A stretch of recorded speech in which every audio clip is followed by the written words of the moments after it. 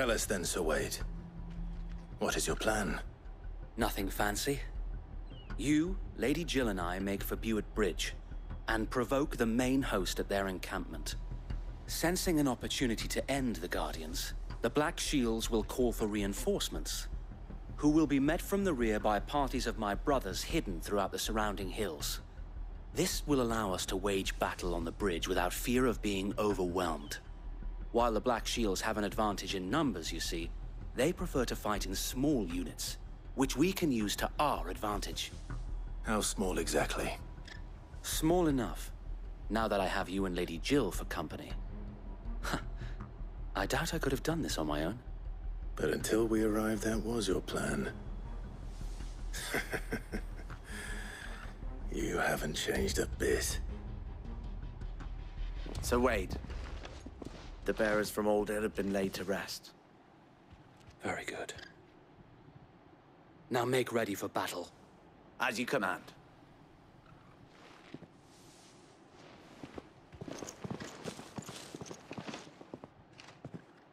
Thank you, Sir Wade. Perhaps now they will find peace. There is but one thing which will grant them peace. Putting an end to the Black Shields. And so we shall.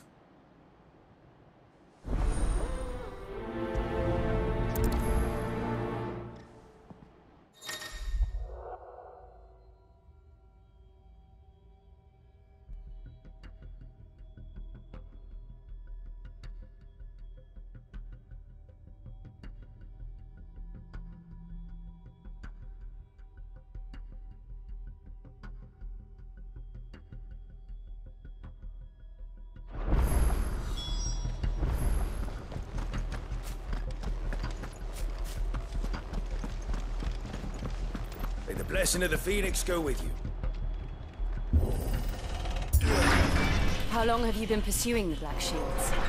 Since they burned their first village. We tracked down the bastards responsible and fed their corpses to Stillwind. Suffice to say, that got their attention. It's been a game of cat and mouse ever since.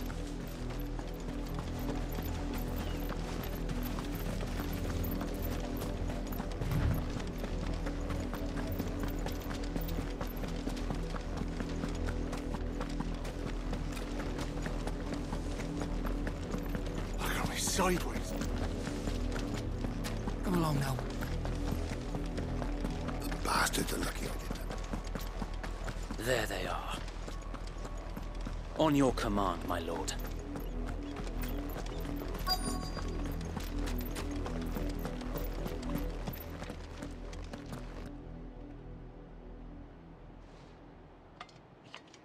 What is it now? I told you! We bear a message for the Vicereine. From the Guardians of the Flame. Ha! You presume to tell us that a pair of filthy vagabonds, a woman and a dog, could guard aught against the might of the Black Shields? Then come! Die along with your flame! For Azaria! For us area! Your petty revolution ends here. On these our swords we swear.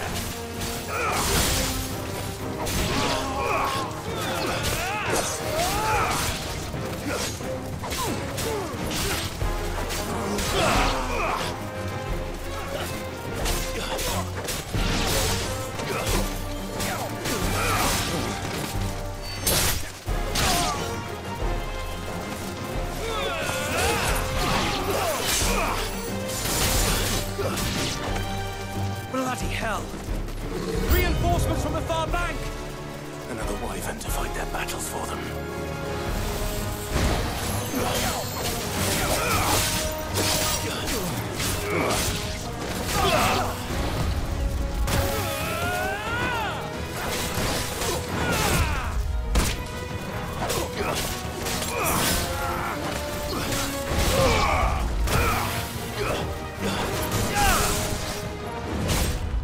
Nice try.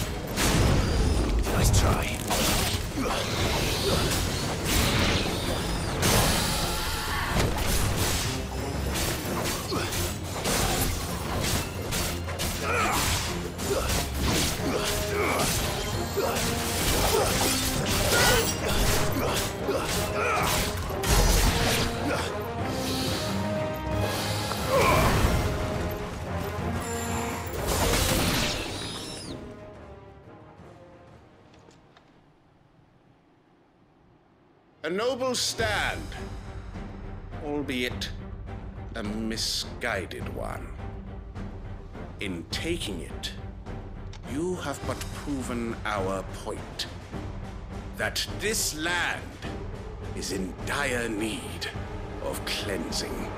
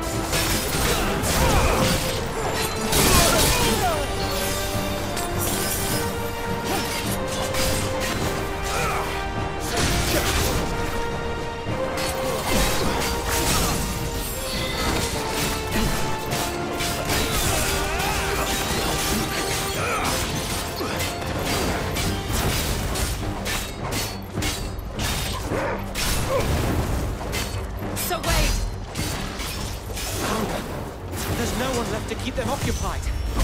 We need to finish this. You mean finish him?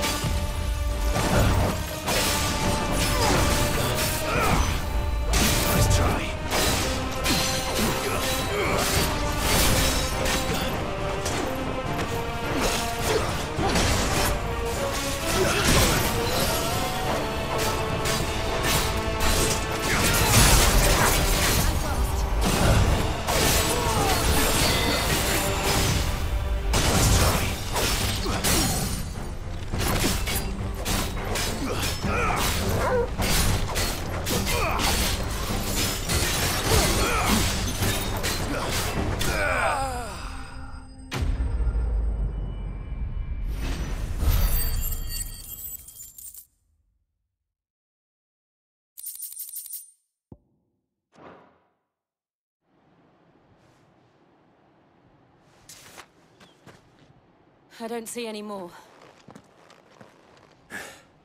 Nor do I. The plan worked. It did. It bloody worked. We sent every last one of the rotten bastards straight to the mud! Lord. Perhaps this will be enough to stop the Cullings. For the time being, at least. Perhaps. Though I doubt my mother will take this loss well. She'll move swiftly to see her minions' ranks replenished. And then it will all begin again. I often wonder if the nation we once knew is gone for good. Her fields rot. Her people starve. We battled to preserve the flame that was, but for every foe we fell, another springs up in its place. Yet be that as it may, it is still our home, and we must fight for it. As we always have, and always will. For as long as the Firebird's flame burns in our hearts, the Duchy cannot die. And her loyal subjects may dream of a day when the Rosarian standard flies over Rosalith once more. So wait, Think we should fall back to Port Isolde before the garrison sends reinforcements? A sound strategy, my lord.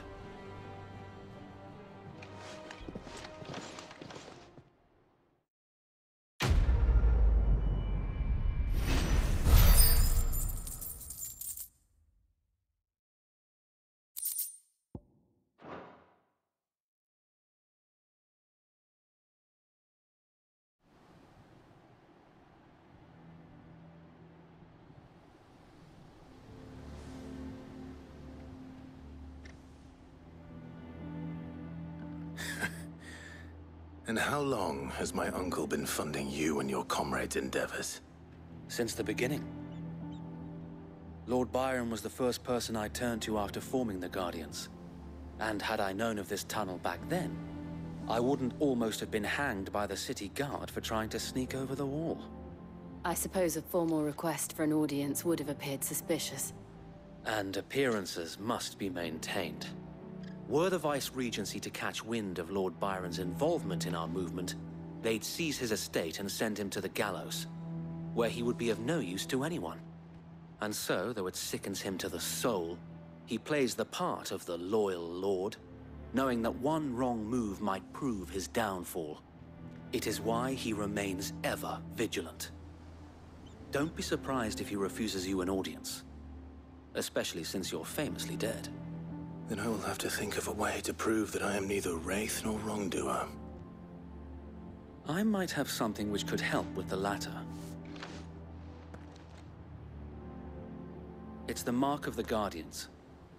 Display it, and those who love Rosaria will know where your loyalties lie.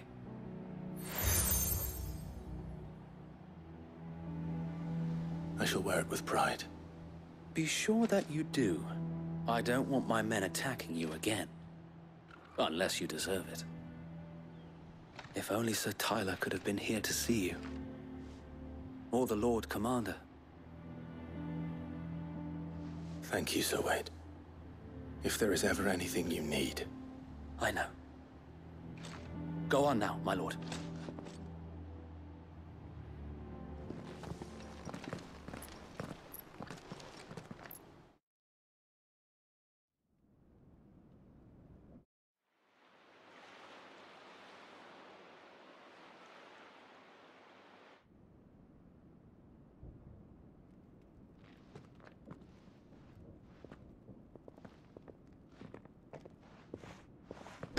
How accommodating.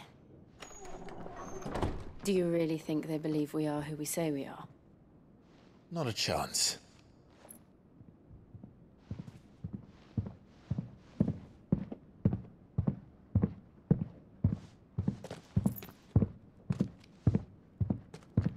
Right, I guess. My uncle believes we're imposters here to rob him. And means to string us up himself.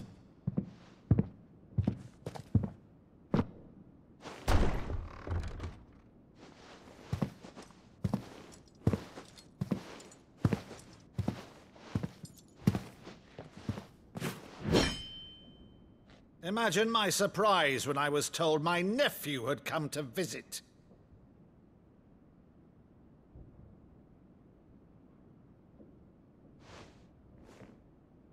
Clive Rosfield died long ago. And for uttering his name here, you shall pay with your tongue!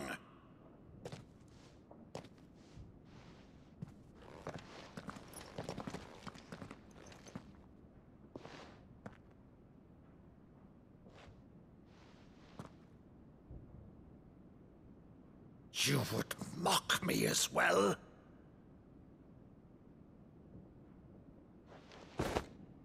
It is I, Sir Crandall of Camelot, loyal servant to Her Serene Holiness, Saint Sybil the Unshod.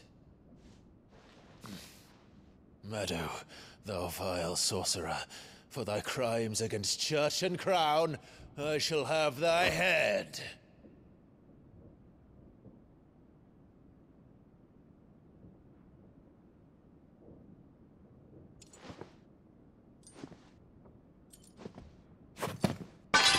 Curse thee, infectious flax wench. Even in death, must thou plague me still? Very well. I shall open the gates of hell, that thou might see thy charge once more.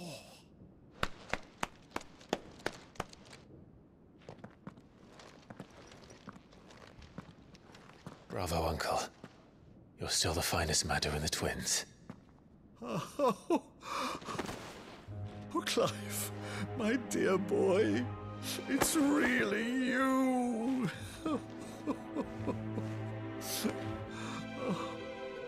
You always were fond of that scene from The Saint in the Sanctuary. never did let me play Sir Crandall.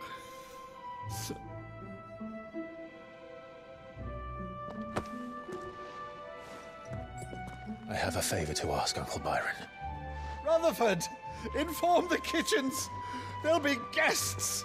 We dine immediately. But, Uncle... You can't very well regale me with the tale of your miraculous preservation on an empty stomach. Go on, sit.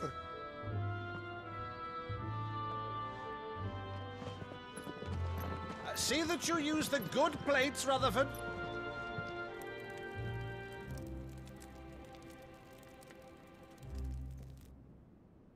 So you arrived late to one of her cullings, did you? Since becoming Vicereine, Annabella has been a constant thorn in Rosaria's side, but these atrocities are a new low. Something has changed. Quite what, I don't know, but the woman we knew is gone, and a monster sits in her place. A monster.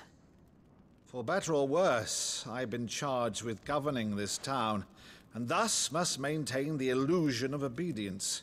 That's all I can do to aid Wade and his merry band of revolutionaries. So he's told us.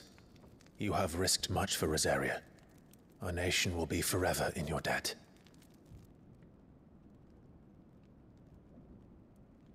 It has been 20 years, Clive. The nation your father and your forefathers fought to defend is no more. Perhaps it would be otherwise had I the courage of my brother.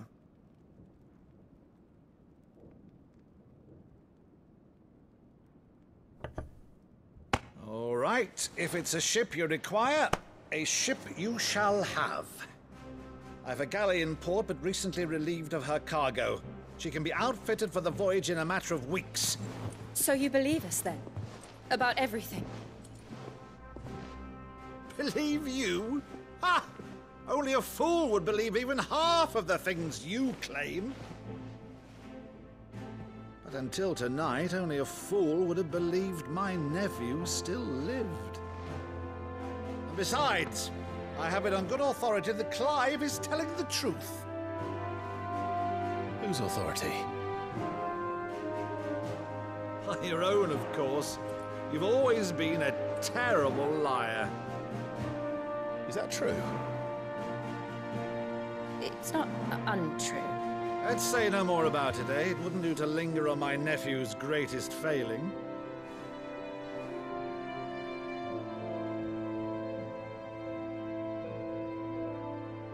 The one thing I cannot believe, though, is all this about you being Sid.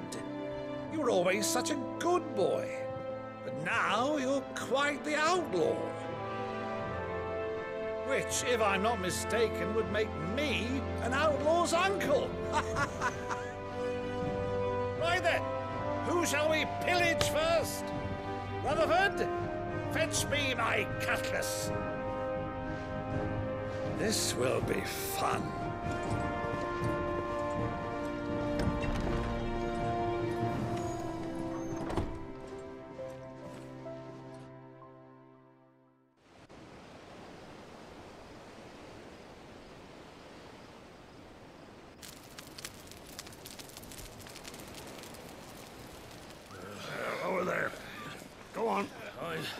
She's a fine ship, isn't